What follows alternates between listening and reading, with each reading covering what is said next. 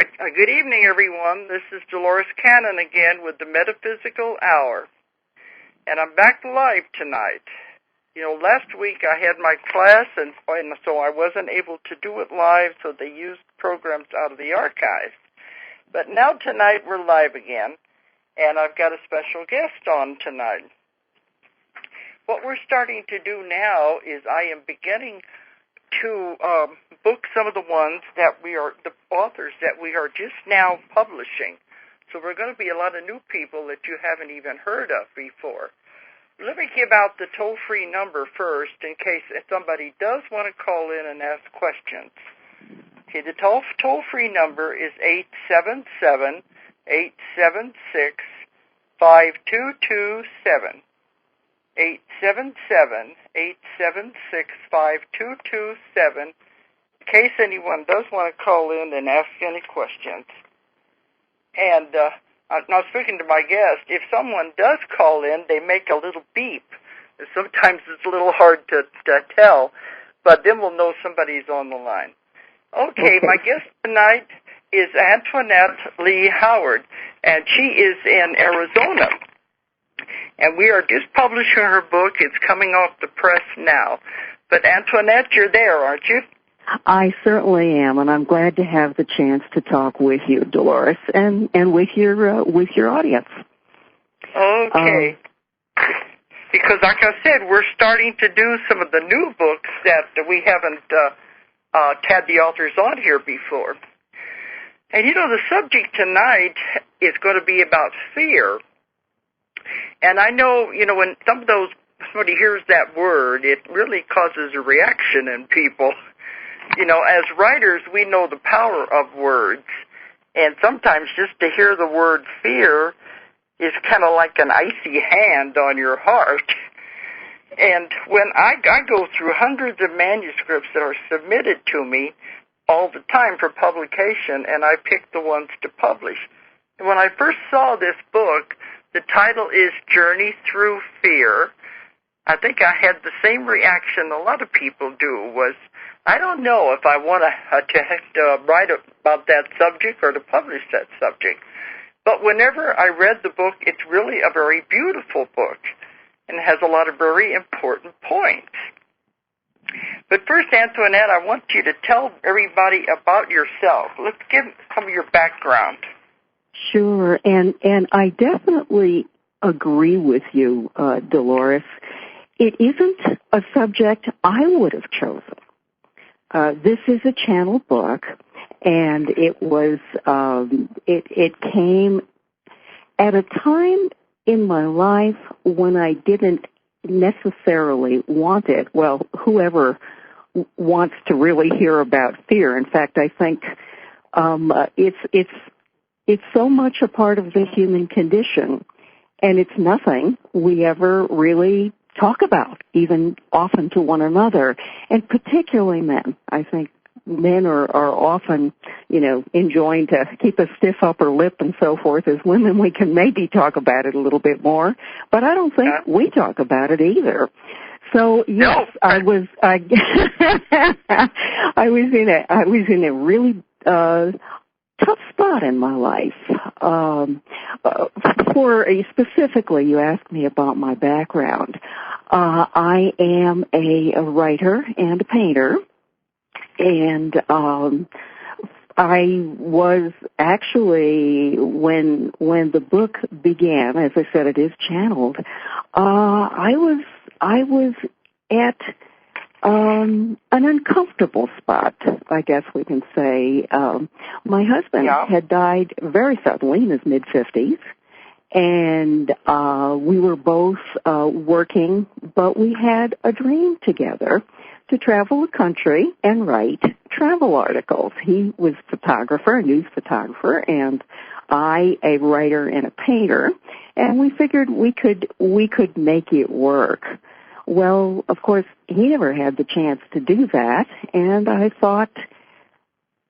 just decided it was going to be, then it was going to be my journey. But I basically was going to write about and illustrate articles about plants. So, that he couldn't do it with you. That's right. Yeah, that's right. And seeing him die relatively young, really got me to thinking that life is short and uncertain. So I basically paid the medical bills and saved some money and went on my own. Started working on my own. Left my job, went on my own. And it was at that point that the communications began. So I would have welcomed. Excuse me, I'm sorry, I'm jumping on your words here. Excuse me. That's one thing we got to watch. I'm on a speakerphone, so if we have to speak, otherwise we don't for each other. But that's. I remember in the book it was very unusual. Like you said, this is not something you set out to do. Let's tell people how it happened. How you came to write the book, how you got the information. Because you don't just normally channel, do you? No, I hadn't really done it at all before this. So this was a first for me. Having made this decision that I was going to work on my own, at that point the communications began. Once I left my job and started writing articles about the healing properties of plants and illustrating them. And frankly, I would have welcomed communications. I started hearing what I can best describe that as a flow of thoughts that seemed to need to be written down. So I decided to go ahead and do it. I really would have welcomed help, say, with my art. At first, I thought I might be tapping into some sort of communication about my art or about the flowers themselves, but it turned out to be communications about fear. So I like to think that I didn't get what I wanted, but I got what I needed. At that point, it was it was time. It was time to start thinking about it. And we get what we need, even though it's the last thing we would think of. Yes, yes. Certainly don't want it. I have a quote here. I began hearing from two primary voices. I call them voices because I receive the messages as a flow of ideas or words. They're not really voices, but they are words. You know, it is definitely a flow of ideas that wasn't my own. One is Merlin, the Merlin, and that was amazing to me. He lived. Now, this was a man who actually lived, not just an invention of storytellers. And he was a shaman and an advisor to King Arthur. After Arthur died, he went to live with other people in the Alps who had discovered the key to long life. He lived 600 years. He tells us we can live as basically by choice as long as we want. And also, yes, yes. 600 years? Oh. 600, approximately, yes. And he made the decision to become a diva, which in Sanskrit means shining one. They are in the angelic hierarchy. And they work with large forces and flows, if you will, things like the Gulf Stream and the jet stream and our oceans and the Earth's core even. They also work with landscape elements like the divas at the Findhorn Garden in Findhorn, Scotland. Worked with divic guides to make a marvelous garden. families of plants and animals, mineral deposits, even the flow of the seasons. These are Devic guides. Merlin's particular job, if you will, or the one he chose and was allowed to do, is as the guardian of communication. In other words, he helps us find our truth in words, although but it can also... You also had other divas that were communicating, too. Yes. Merlin. Yes. Actually, the other primary voice is the guardian of water, the water that percolates down into the earth's, into the rocks. And he's called the guardian, or I call him, the guardian of water clarification. So these two main voices walked me through the process of understanding fear and basically stayed with me as I wrote the book. They didn't tell me how to write it. I can't tell you how many times I told them I needed an outline. That really wasn't their purview. They just figured that if I got it, readers would get it. But they definitely told me they wanted a book written. They actually... Whenever this all began, how did you feel when you first began hearing the voices and this information began coming through? Uncomfortable. Definitely uncomfortable. I was still writing articles about plants and illustrating them. And then I was also getting these messages. The one thing, though, they assured me that if I ever decided I didn't want to do it anymore, it was okay. There wasn't a problem. They would simply stop. Yeah. So there wasn't, there was no onus put on me to do it specifically. And yet I was fascinated. I have to tell you, I was just fascinated. But whenever the book was finished, then did they just leave? Did they stop communicating with you? For the most part, yes. I still get some messages, but no, they're not as one-pointed as the messages were for Journey Through Fear. Once I felt that I was done, then that was, the messages didn't particularly stop, but the messages on fear stopped. Maybe that's at the point that you got what you needed from it also. I had to live it, absolutely. And I frankly still am living it. I tend to think of it as a lifetime journey, that it's something you fall back into, and you, as our president said, pick yourself up and dust yourself off, and then continue from there. Yeah. But that's what I'm always telling everyone. Fear is the strongest emotion a human has. Mm-hmm. It's paralyzing, and it's also destructive. Mm-hmm. Because it can just stop you from doing what you really need to do.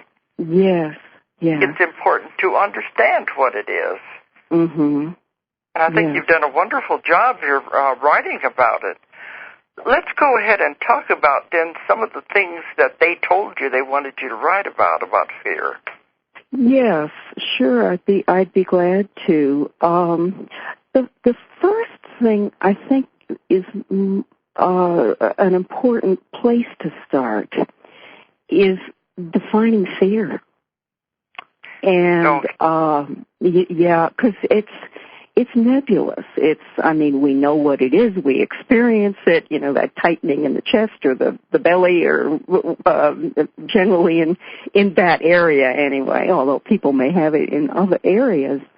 Fear is judgment and a sense of separation from other people and other life. Judgment with a sense of separation is fear. It is counterposed against love, which is acceptance and a sense of union. And again, that's with other person and other people, could be a cause, and ultimately a union with God, if that is your belief system. Yeah. And the big difference between the two, or they hinge on change.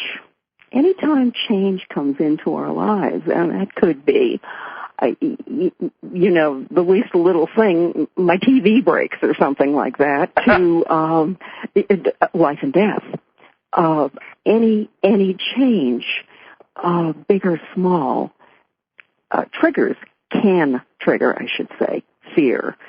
And the key is that fear always has to do with a person.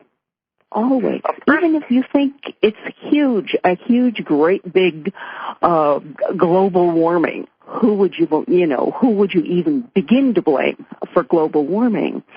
There's a person's picture in your mind, a picture of a person in your mind.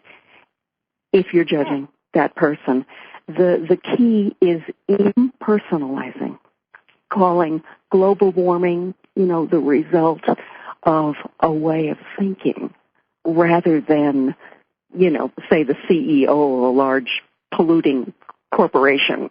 And that is, it hinges on whether we can impersonalize versus judgment, which always has a person in mind. Always. This was a tremendously hard concept for me. We must have gone over this one dozens of times before I got it. The book is edited. I've been a writer and an editor for a long time, and I asked them if I could edit out the extra, and they said, "It's your book. Do what you want with it." So true. Yes. But so I was just now the beginning. I was just now thinking of phobias where people are afraid of things. Mm-hmm. That would go with the concept of judgment. I'm thinking fear of spiders, fear of spiders, fear of snakes, of fire. Yeah. How does that go along with judgment? Okay, a lot of our fear, and we have, at this point, made a judgment. The spider is back, and I'm afraid of the spider, whatever. But a lot of our fears come from childhood, and the image that we have of ourselves as we grow up as children. It's a time in our lives when we feel pretty powerless. I mean, we're just kids, and we feel very vulnerable. Yes, absolutely, and so. Believe it or not, there's a person behind that spider somewhere. Yeah. It could be, my mother locked me in or left me in my room alone, and a spider bit me. It could be any number of things, but it's not only fear of the spider. You're judging a person, and I know it's still a tough concept for me, especially in that kind of a context. Yeah, we're going to make I've just come to believe it. We're going to make some people think a little differently, I think. Yes. Yes. Okay. Well, another thing I wanted you to bring up, you were talking in the book about fear pairs. Mm-hmm. That on your list of what you were going to talk about? I'd be delighted to. Pairs. What? Yes, I'd be delighted to. That's what you call it in the book, fear pairs. Yes. Mm-hmm. There are 3 levels of fear. If you can think of fear like an egg, a cross-section of an egg, with maybe this is a magic egg because it can be healed, but if you think of it as the cross-section of an egg, it begins with judgment. And judgment is not fear itself. It is a reaction to a change that's taking place in your life. And the judgments are right and wrong, good and bad. Those are the pairs. And the pairs continue throughout our travel through the egg, if you will. In other words, if you're judging something as even good, something good, like I'm say an architect building a skyscraper, and it's got to be good, because this is my way of living depends on this. Hiding in back of that judgment is also bad. In other words, you're scared that you're not going to do it right. So judgment begins the process. It's the yolk of the egg, if you will. Okay. And then you travel into immediately, within seconds, once you've made a judgment, good, bad, right, wrong, you immediately travel into fear itself, or the white of the egg, if you will. It's all based, every bit of fear that we have is all based on what I call the core fear pair, and that's what you had asked about, of powerlessness and strength. In other words, if you feel powerless, there's also a well of strength in you that you fear. And it can take a number of forms that maybe are more easily understood than powerless and strength, but it can be lack and abundance. In other words, if you're worrying about dwindling savings and you win the lottery, say, to the tune of $1 million, how's your life going to change when that happens? So you're fearing lack, but you're also fearing abundance. Failure and success is another pair. It can also be fear of abundance, because what will you do with that? Exactly. Yeah. Is that what you mean? Yes, absolutely. And you hear about people who win the lottery who, when faced with abundance, lose their money, through one, bad investments, any number of things, because they haven't dealt with the fear, associated with their newfound abundance. Yes. I'm sorry. Yeah. This would be one of the things that would keep people from accumulating money, because they are really subconsciously afraid of what will happen if they do have it. Yes, absolutely. Yeah. Keep them from accumulating it because of the fear. Yes. Yes. It is amazing how it permeates our lives. Even good things, or what we judge as good things versus bad things. Yeah. Other ones are failure and success, aging and youth, and sickness and health, with the primal fear being life and death. In other words, whenever you're scared of one thing, there's a fear of life as well as death in there, and it is operative when we're in this. I guess you can think of the yolk as breaking into the white, and now it all becomes yellow, and these are the major kinds of fears that we deal with once we've made a judgment. That's what I mean. It seems like just about everything does have an opposite then. Yes. I say he, but the divas, of course, have no gender per se. It's these two voices sounded masculine to me, and of course, I asked Merlin about that. And he said that because he was a man for so long, he identifies with that gender. But basically, they don't have a gender. And when they look at us, they don't see say me as a woman or you as a woman. They more see the amount of light or darkness in us, fear or love, basically. They don't particularly see people. Yeah. Because essentially we are a spirit, and that spirit has no gender anyway. Yes, we just go right. different bodies taking on different forms. Yes. It's certainly amazing to me to hear about this. I guess one of the things that really surprised me was hearing that I was, not only fearing what I thought was negative, and for me, at this period of my life in particular, when I was getting started, lack and abundance were the big ones. So, but to realize that I was also afraid of abundance was an amazing understanding. And that even life and death go together, and there they used the concept of a person being healed of a terminal illness. In other words, life.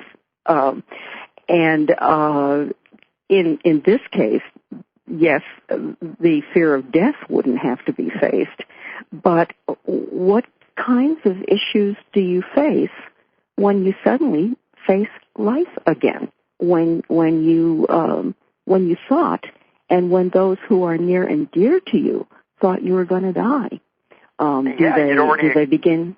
Yeah. Do they begin to build different lives? Yeah. Sorry, I'm stepping on your words again. That's okay. No, I'm doing it too. That's the problem with a speakerphone. But yeah, because you had already accepted the one and maybe thinking you deal with it, and then now it's a turnaround that you have to go the other direction. Yes, right. And some people, just do make the decision to die too. They also talked about that people, that is a choice that we have. And, yes. And without all the fear, in other words, at the level of stress that we live in, our bodies also tend to break down, as you said earlier, with stress. And so if we can eliminate some fear from our lives, we're also expanding our lives, not only, mentally, but also physically. They gave me an incredible statistic, Dolores. We spend 75% of our waking hours in fear, on average. Oh, that's a lot. That's a lot. I didn't realize it's a lot. Much. Yes, it is. Yes. Yeah, on average. What would we be afraid of that we would be spending 75% of our time? Yeah, fear comes in many guises. Many times, it's not even your own. It could be anything. It could be an attitude of your country toward another country, or your society toward another society. Might be a better way of putting it. It could be an attitude that you inherit from your family. The spiders, could be also something that you pick up from your parents, the fear of spiders. There are so many things that we're not even aware that we're judging. And of course, judgment is the step into fear. For example, the news may come on and somebody may say something about the World Trade Center, and immediately we're maybe not even realizing it, but we're judging, the people who, or that we, think bombed the World Trade, or the airplanes that hit, that were responsible for that that disaster. So it hits us in subtle ways all through the day. And getting past it is difficult because they use the image of a fish in water. What does a fish know of air? Water is its life. Yeah. And if a turtle were to tell a fish that you can be in water as well as on land and in air, would a fish even really understand it? So we have a big journey in that it's all around us. We have a big journey. Well, I just keep thinking of that 75% of the time. It would think that some of the time we would be enjoying ourselves or, thinking of things, thinking of good things. Absolutely, it might be on another level then, I guess, that this fear exists and we're not aware of it. Yeah, I think so. It surrounds us. And they liken it also to carrying a 50-pound suitcase filled with granite. Not even diamonds, granite. It'd be better if it was diamonds. But we'd like the diamonds. Yes, we would appreciate those. Wouldn't mind carrying them. So their advice is to put it down as often as possible and begin to live another way.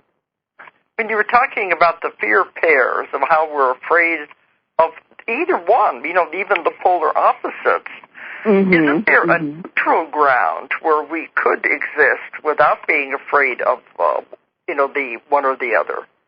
Yes, and it comes back. Middle ground, Yes, and that is acceptance.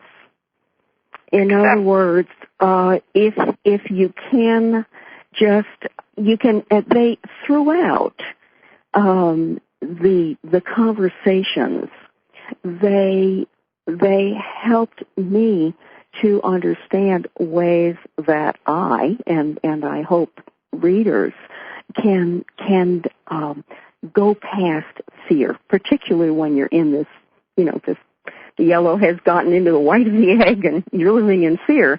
And their first recommendation is that we recognize the physical and mental signs of fear. You're going to feel fear as you're actually going to feel judgment too.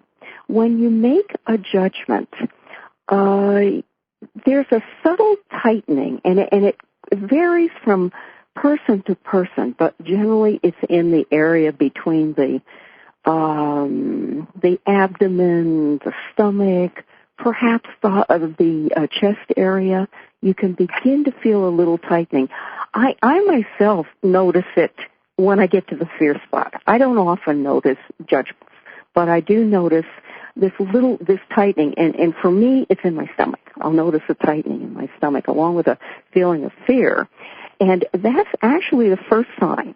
When you do that, when you're there, you say, aha, I'm here. And if you can, then you name it. Okay, what am I afraid of? Am I afraid of success and failure? Am I afraid of sickness and health? That's a big one. Exactly what is it? Am I afraid of lack and abundance? And name it as two, because it's there. If one's there, the other. And then go back. Isn't that the part of us that we call the solar plexus? Yes, absolutely.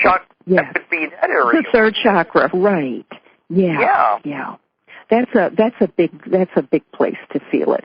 Although some people feel it higher up in the chest area. It just varies by person.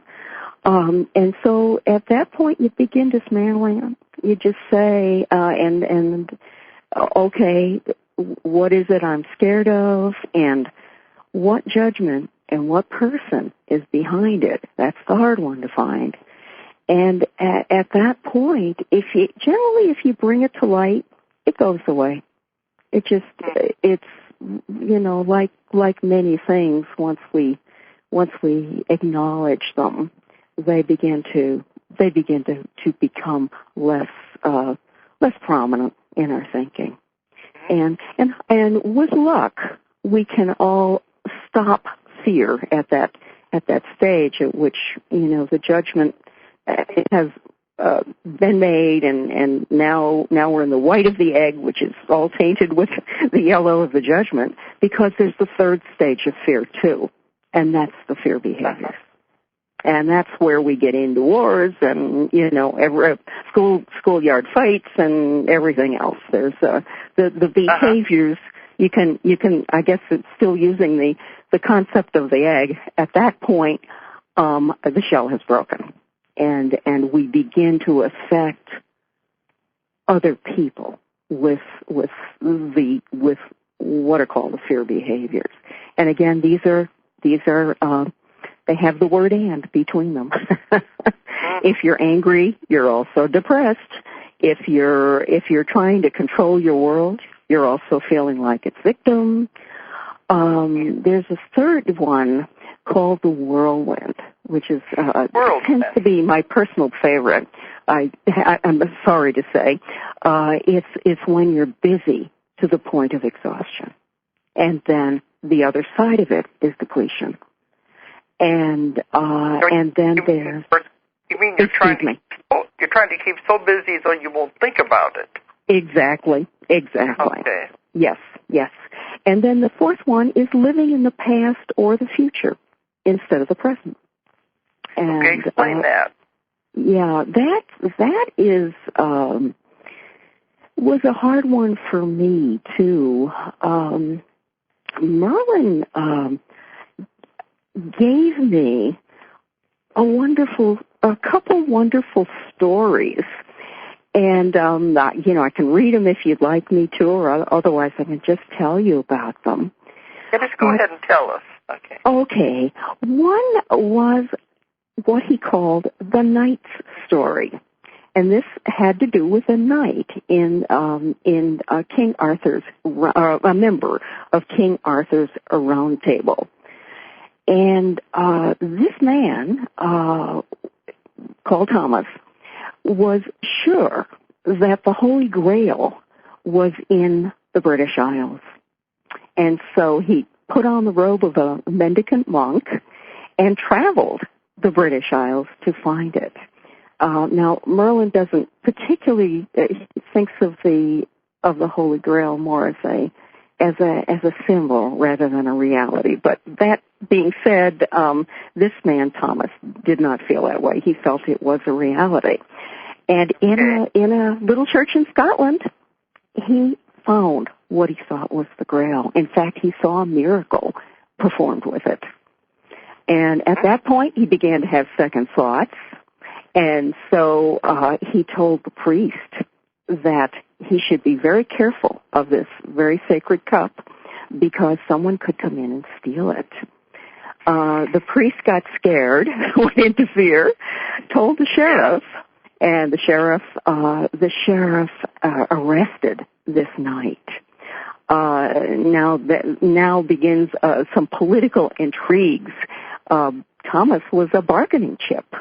And Arthur did, spent a lot of money, got him back to the Round Table, but he also felt that he had to execute him because this just wasn't something. He couldn't be considered a strong ruler and have this man who had cost him so much time and money alive.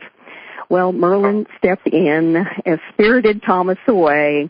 Thomas, make it a long story short, Thomas went to Merlin's kin in Wales and basically was given carte blanche for a new life. And instead, he couldn't live it.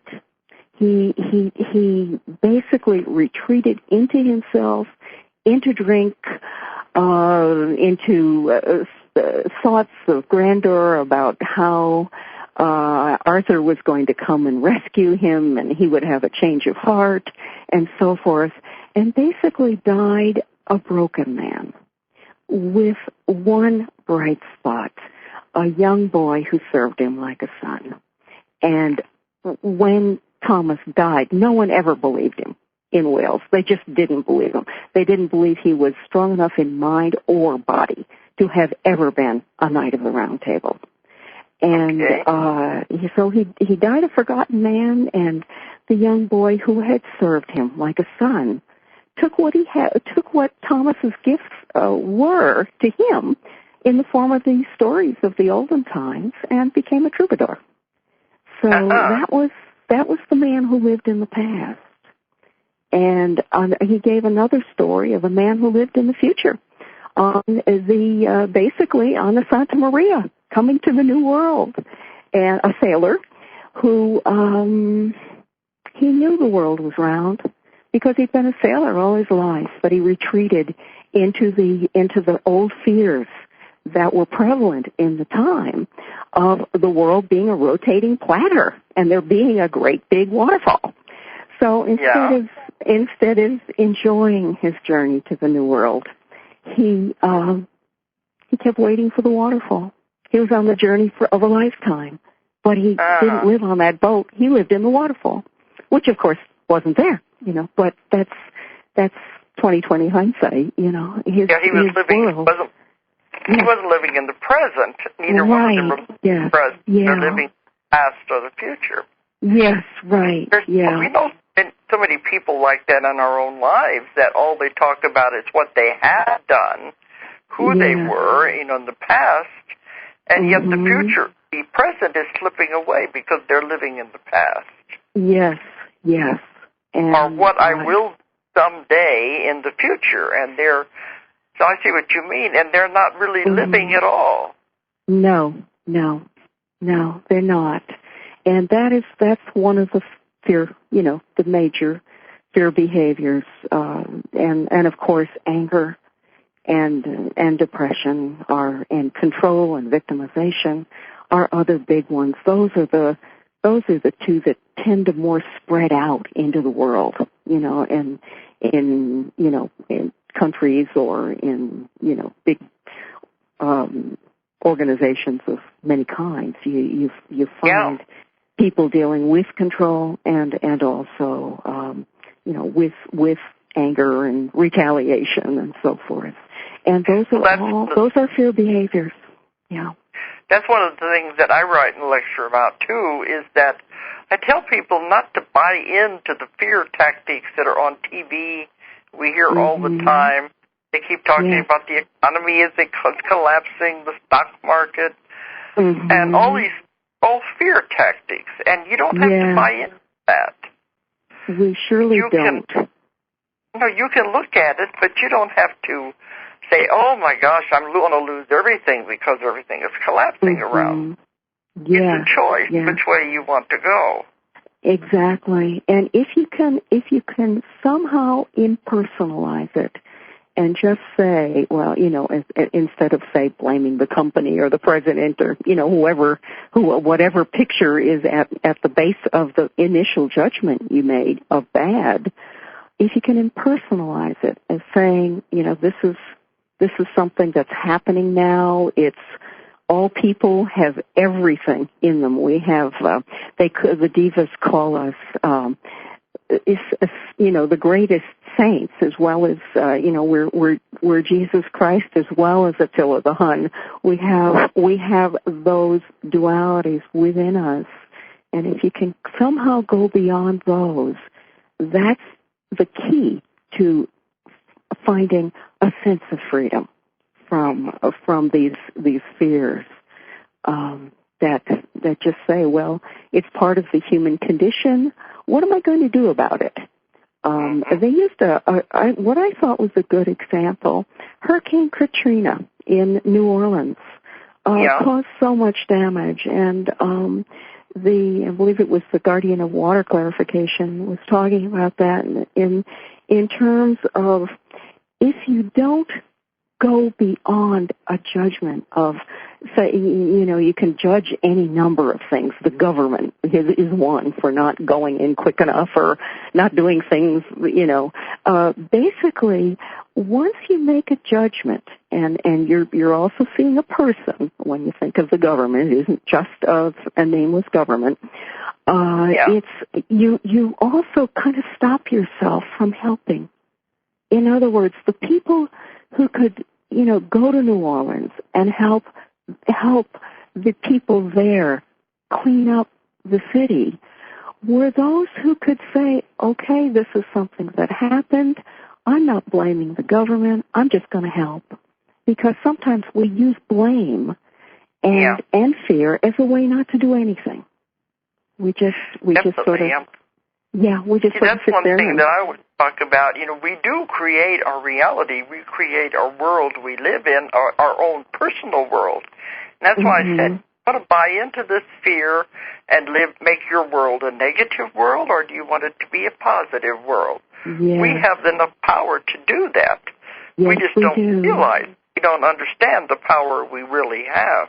Yes, yes. I'd rather live in a positive world. Yes, absolutely. Yes. It is so it's so important. In fact, they actually give a way to live more happily, what they call a circle of happiness.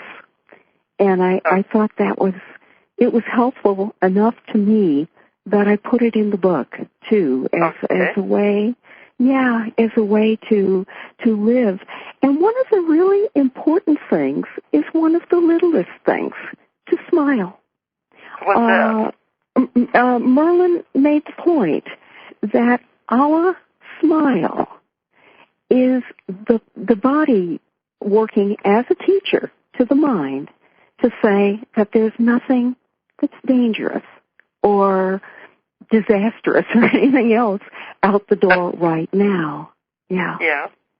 So that the smile is a very powerful tool, believe it or not, for people.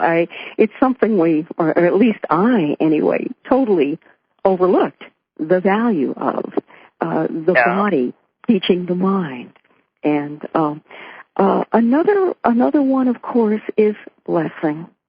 The blessing or the prayer of blessing, or however any of us expresses honor of other people and places, and even just the beauty of a summer day. The blessing is important, and not blaming ourselves is a real big one. We don't, we live in this atmosphere of fear. It's where we were born. If you believe in reincarnation, or we came, whether or not you believe in reincarnation, we came here to do a particular job, and so. Just get on with our jobs. And then the other thing is silence each day. And they break it down into active silence, which is doing something you love, like cooking or walking or whatever brings you joy.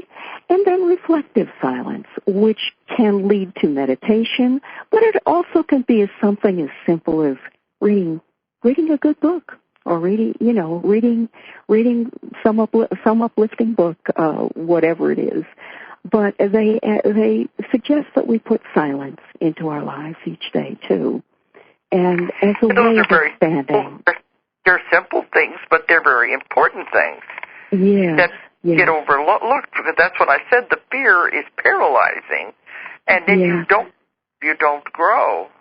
And one thing I've found, that the thing we fear the most, sooner or later we're going to have to face it. You can't get away from it.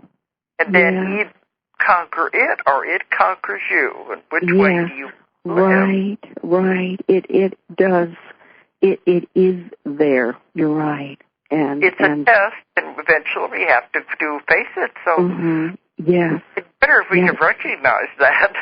Well, I'm watching the clock because we're going to have to go up. It's amazing. See, it's already been an hour. Wow. Okay. Yeah. But if people, the book is called Journey Through Fear, and the author is Antoinette Lee Howard.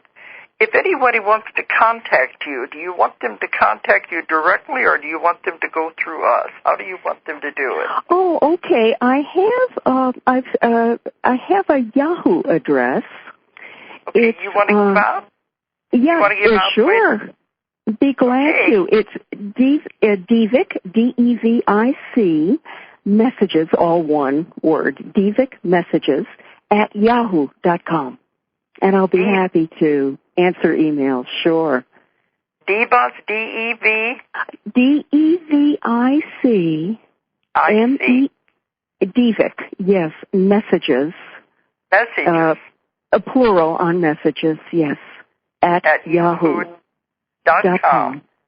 Okay, because when the book comes out, you're going to get a lot of people wanting to talk to you and wanting to write to you, and that's very important. Sure. All right. Yes. And if anybody wants any more information, they can always check out our website. It's Ozark Mountain Publishing, and that is abbreviated, OZARKMT.com. Or if you're overseas, it's OZARKMT.com. And you can get all the information about the books and all the events that are coming up. But Antoinette, I want to really thank you for coming on tonight. Oh, I thank you for having me. This has been delightful. Yes, and you've done a really good job. I okay, and it's time your faith in the fact that people will want to learn about fear. I hope so. I hope that I can help. That's why I published the book. I think it's a very important message to get out there. All right, so now it's time to go, so I'm going to say good night to everyone and have a good evening and until next week. If you enjoyed the show, check out more of our other videos and be sure to subscribe and click the like button. Thank you for listening to the Metaphysical Hour with Dolores Cannon.